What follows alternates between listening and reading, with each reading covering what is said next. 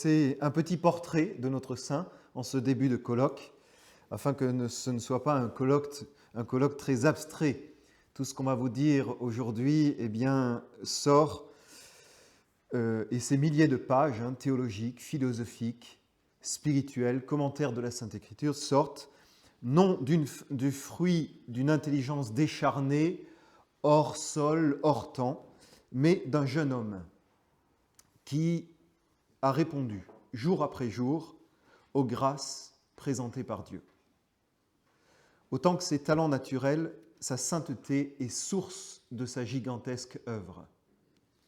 Pour tenter de le découvrir, je vous propose de faire un petit retour quelques siècles en arrière et de nous plonger en 1225 en Italie, à côté d'Aquino, à mi-chemin entre Rome et Naples, se trouve une petite cité, Roccasecca, qui est surplombée par un château fort.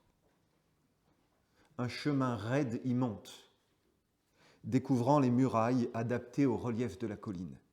Là demeure une famille de guerriers, une des plus nobles d'Italie.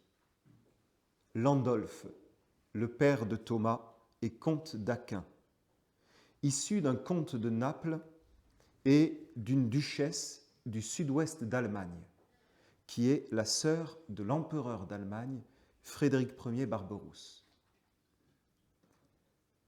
La mère de Thomas, elle, se nomme Théodora. C'est une Sicilienne, la fille du comte de Théate, qui est descendant des rois normands, conquérants de Sicile. C'est une femme énergique, intelligente, autoritaire et très pieuse. Elle a 12 enfants. Saint Thomas est le 9e. Ainsi, par sa grand-mère paternelle, Thomas est de sang impérial. Et par ses ancêtres maternels, il est de sang royal. Mais c'est surtout un sang guerrier. En effet, le père de Thomas est officier supérieur dans l'armée de l'empereur. Et il va malheureusement mourir rapidement. Son grand-père en fut le général en chef. Et 3 frères aînés de Thomas sont chevaliers. Thomas lui-même est imposant. Sa taille a été mesurée à 1,93 m, d'une forte stature, d'une forte corpulence, aux chairs molles, d'un tempérament tenace, imperturbable. Il descend bien des hommes du Nord. Il y a en lui de l'Allemand et du Normand. Mais son teint est brun, ses traits sont fins, il est d'une extrême sensibilité. Il porte un tempérament du Sud. Il souffrait extraordinairement des blessures les plus légères. Il portait sur son visage une douceur si sereine, si communicative, qu'on aimait poser ses regards sur lui. Sa tête était grande, un peu chauve au-dessus du front et des tempes. Il la tenait toujours très droite. Et ses contemporains nous disent qu'il avait une tendance constante à lever les yeux vers le ciel. Ce jeune homme, c'est à Naples qu'il commence ses études supérieures. Il a 15 ans. Il a quitté son château, il a quitté le monastère bénédictin du Mont Cassin, où il a été élève, et il est maintenant, à 15 ans, livré à lui-même, au milieu de la ville de Naples, fastueuse, sensuelle. Là, ce jeune garçon a à lutter contre le démon de la chair, comme il l'avoue lui-même. Mais c'est ici que commence à se dévoiler son esprit profond. C'est un jeune étudiant qui aime la vérité, qui la recherche. Il l'étudie. Il est brillant, il est percutant, il est pénétrant. Il se fait le répétiteur de ses camarades. Et lorsqu'il explique à ses camarades le cours du professeur, tout devient lumineux. C'est ainsi que le goût de l'enseignement commence à éclore dans ce jeune adolescent.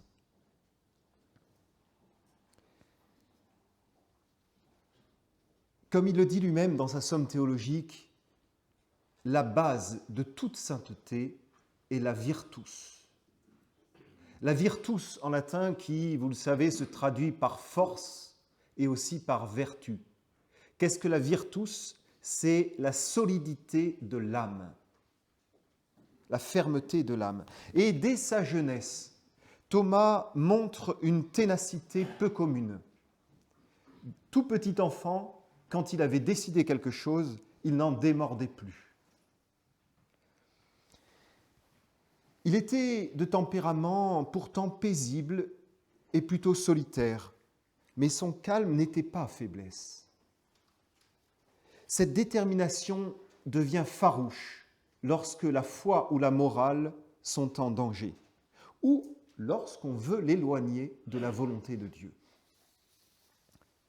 Ainsi, à 19 ans, il est étudiant à Naples et il décide d'entrer chez les frères prêcheurs, les dominicains. Sa famille s'y oppose, ils y voyaient là un déshonneur. Il a 19 ans. Il décide de prendre l'habit dominicain sans l'aval de sa famille. Rien ne lui en fera démordre. Sa mère Théodora le poursuit à Naples, puis à Rome pour l'en détourner, faisant croire qu'elle veut le bénir. Mais lui est déterminé. Il la fuit. Paisible, il ne cherche pas la confrontation avec sa mère. Alors, sa mère Théodora décide d'organiser un enlèvement. Effectivement, il se retrouve ensuite coincé dans le château paternel. Et ses frères vont organiser, à l'issue d'un repas, une opération de séduction pour le détourner de sa vocation. Se retrouvant seul dans la salle à manger, ses frères sortant et ferment la porte, tout à coup, la porte s'entr'ouvre et il voit, nous dit son biographe, une jeune fille d'une ravissante beauté, vêtue comme une courtisane, s'approcher de lui. Thomas a 20 ans. Il n'est pas plus insensible qu'un autre à la beauté, étant particulièrement délicat. Il réveille alors en lui-même son indignation, cette forme de ténacité, de virtus de son âme. Il a peur pour sa vertu et il ne plaisante jamais avec la foi ou la morale. Il saisit alors un tisson brûlant dans la cheminée et en menace l'intruse qui prend ses jambes à son cou. Mais Thomas est troublé par ce qui vient de se passer. Alors, la nuit suivante, il prie Dieu de toute son âme de le préserver du péché. Et Dieu lui octroie le don de la chasteté parfaite. Le démon de la chair ne l'attaquera plus. Cependant, cette fermeté de l'âme de Thomas, qui est quand même caractéristique dans toute sa vie, n'est certainement pas ce qui fait sa sainteté. C'en est la condition, la base, mais ce n'est pas le moteur de sa sainteté. Et il nous reste à chercher ensemble que peut être le moteur de la sainteté de saint Thomas. Eh bien, je pense que tous ceux qui se sont penchés sur le sujet sont à peu près d'accord pour dire que la caractéristique de la sainteté de notre théologien est le don de sagesse. 3 sagesses se développent effectivement dans cet esprit. Tout d'abord, la sagesse humaine d'ordre métaphysique. Puis la sagesse qu'on pourrait appeler divino-humaine d'ordre théologique. Et enfin, la sagesse proprement divine, puisée dans sa prière silencieuse, qui unifiait en lui les 2 précédentes sagesses et qui apportait à l'esprit de notre théologien ce que nulle recherche théologique ne peut donner, c'est-à-dire la connaissance intime de Dieu et de son amour partagé. Alors, penchons-nous un peu sur ce qui nous intéresse. Tous, nous nous posons la question, comment arriver à acquérir une telle sagesse ? Qu'a fait ce jeune étudiant napolitain pour acquérir cela ? Eh bien, la première condition ou le premier travail de Thomas pour acquérir la sagesse, ça a été son assiduité au travail. C'est une caractéristique de notre saint. Il ne s'arrête jamais de réfléchir, de travailler, de tenter de résoudre quelques problèmes philosophiques ou théologiques. C'est un véritable ascète intellectuel. Il ne s'octroyait que très peu de récréation. Quand il y allait, c'était plutôt pour répondre aux demandes de ses confrères et parce que la règle le lui demandait. Il fuyait toujours les mondanités. Pourtant, il a fait de nombreuses universités dans de nombreuses villes d'Europe. Il se concentrait partout sur son travail. Il était dans un état habituel d'abstraction des choses terrestres. Il fuyait les informations. Il fuyait l'actualité brûlante de l'époque. La politique ne l'intéressait pas. Il se concentrait tout entier dans son devoir d'État. On connaît bien l'épisode de saint Thomas à la table du roi de France, Saint Louis. Il faut savoir quand même que saint Thomas ne s'est retrouvé qu'une fois à la table de Saint Louis. Malgré les nombreuses invitations, il a toujours refusé les invitations. Et c'est parce que, son supérieur, un de ses confrères, lui disait « il faudrait quand même y aller, c'est le roi de France qui n'arrête pas de t'inviter, vas-y quand même ». Alors saint Thomas, y va. Et là, il se retrouve à la table de Saint Louis, et évidemment, il ne suivait aucune conversation. Il était dans sa réflexion depuis tôt le matin. Il était en train de rechercher l'argument décisif contre le problème du mal chez les manichéens. Et tout à coup, alors qu'il a eu l'honneur d'être en face du roi de France à table, tout à coup, il se met à crier en tapant du poing sur la table « Ça y est, je tiens mon argument contre les manichéens. » Heureusement, il avait en face de lui un saint qui ne s'est pas offusqué. Vous voyez, cette assiduité est extraordinaire. Ce labeur théologique a purifié l'intelligence de Thomas et le conduit peu à peu du terrestre au céleste, des objets sensibles à la facilité à se mouvoir dans l'intelligible. Et surtout, c'est ce qui nous intéresse, la facilité à se mouvoir dans la contemplation des mystères surnaturels. Saint Thomas a l'âme qui peu à peu s'élève grâce à sa recherche théologique. Il s'élève vers Dieu. Il entrevoit la beauté de Dieu. Et plus sa recherche théologique lui fait entrevoir la beauté de Dieu, plus il est attiré par cette beauté. Il lui donne le goût de Dieu, le goût de la contemplation. Et en même temps, caractéristique des vrais théologiens, cette recherche théologique le fait de plus en plus se méfier de lui-même et augmente en lui le sentiment profond de ne rien connaître et ainsi son humilité. Autre caractéristique de cette recherche de la sagesse chez saint Thomas après son assiduité, c'est la remontée constante aux principes.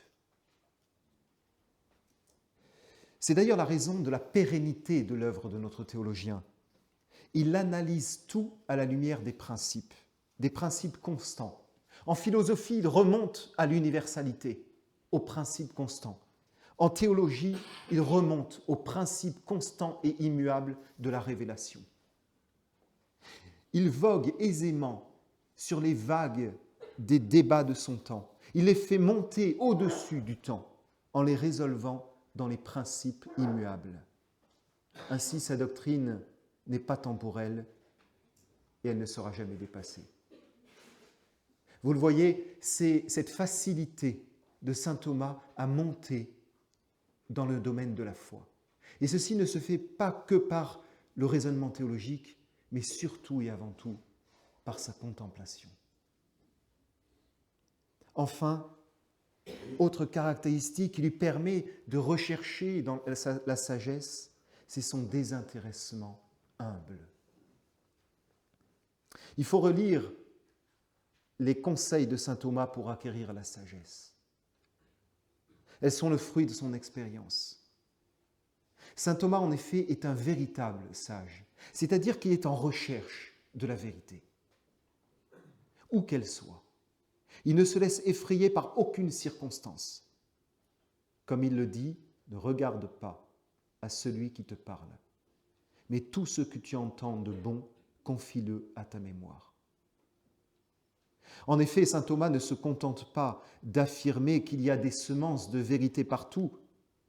Il est loin d'affirmer qu'il considère avec un respect sincère ses manières de vivre et d'agir, ses règles et ses doctrines, qui, quoiqu'elles diffèrent sous bien des rapports de ce que l'Église tient et propose, cependant reflètent souvent un rayon de la vérité qui illumine tous les hommes. Comme le dit Gaudium et Spes au numéro 2. En effet, saint Thomas saisit les bribes de vérité où qu'elles soient, dans les écrits des anciens philosophes païens, comme dans ceux du monde musulman. Mais saint Thomas n'en reste pas là. Il les purifie de leurs erreurs, il décortique les sophismes, il bondit pour s'attaquer aux erreurs qui risquent de miner la foi ou la morale.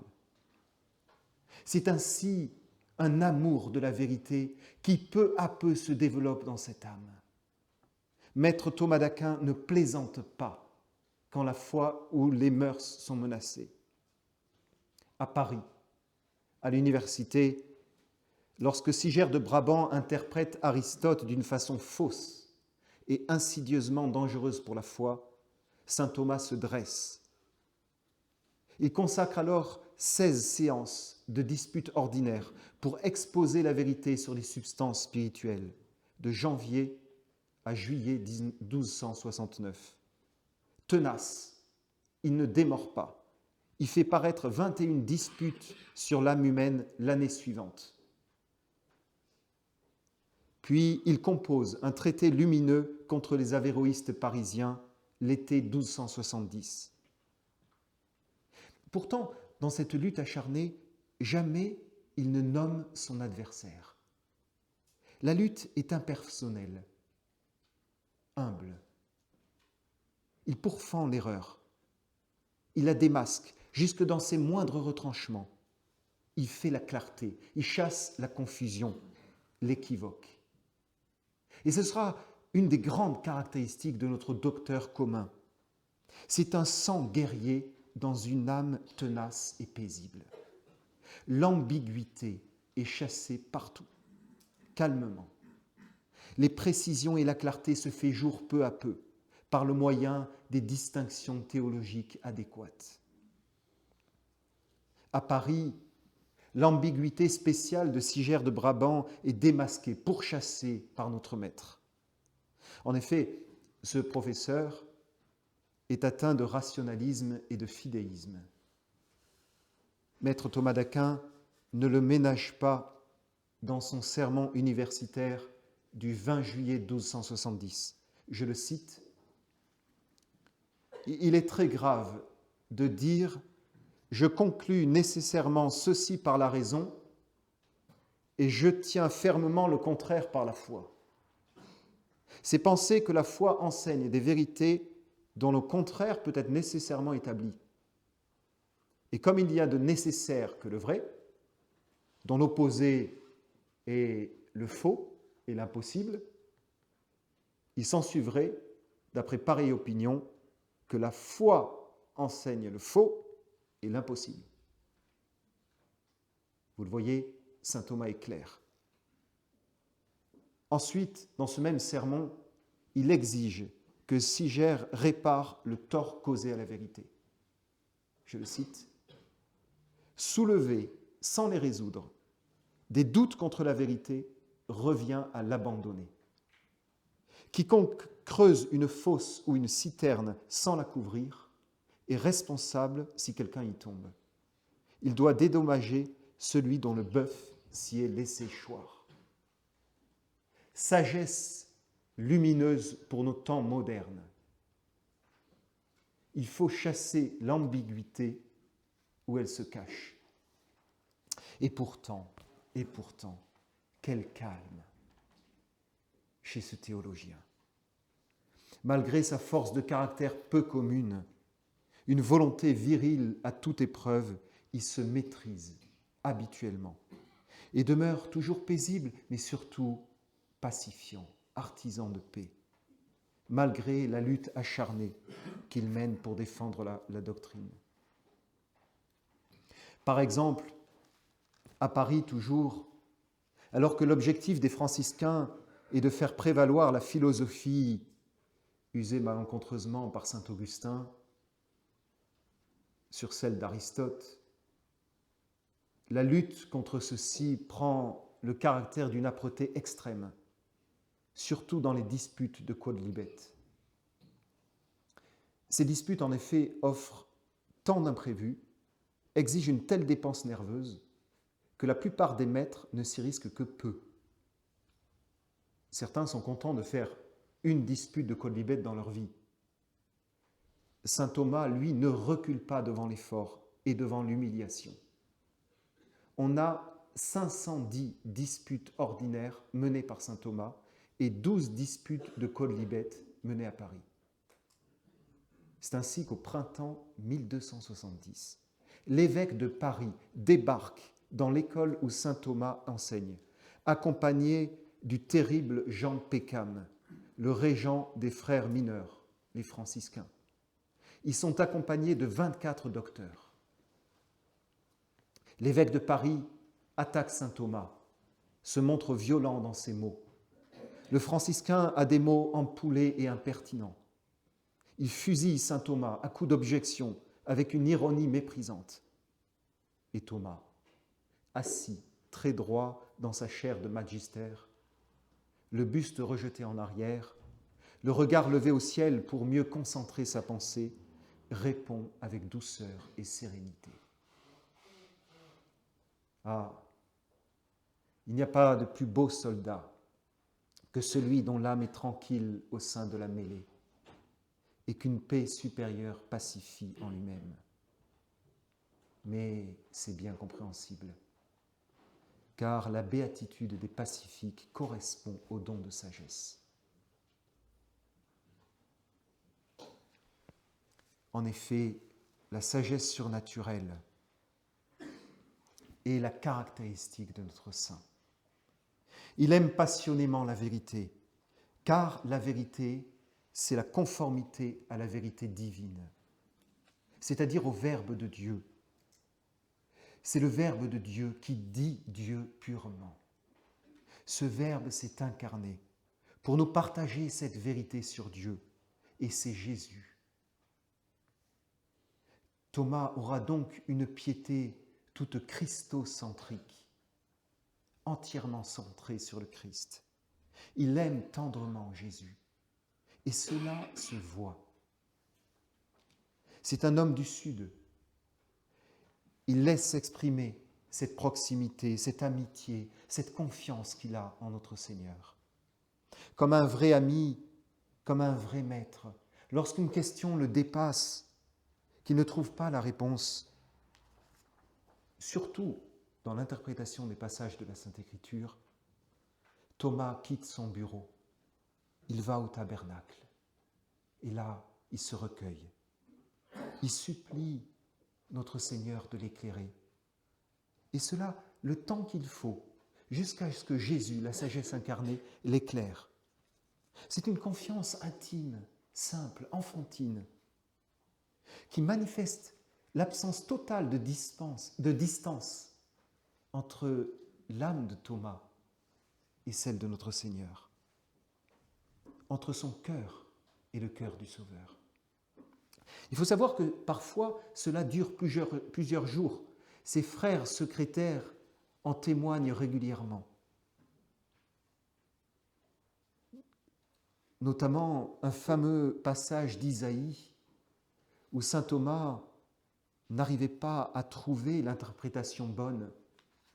Et son frère secrétaire dit qu'il a passé plusieurs jours à prier devant le tabernacle. Évidemment, pas sans s'arrêter, il suivait les horaires de la règle. Mais il revenait, et pendant des heures et des heures, il était au tabernacle. Et saint Thomas est assez peu connu comme cela.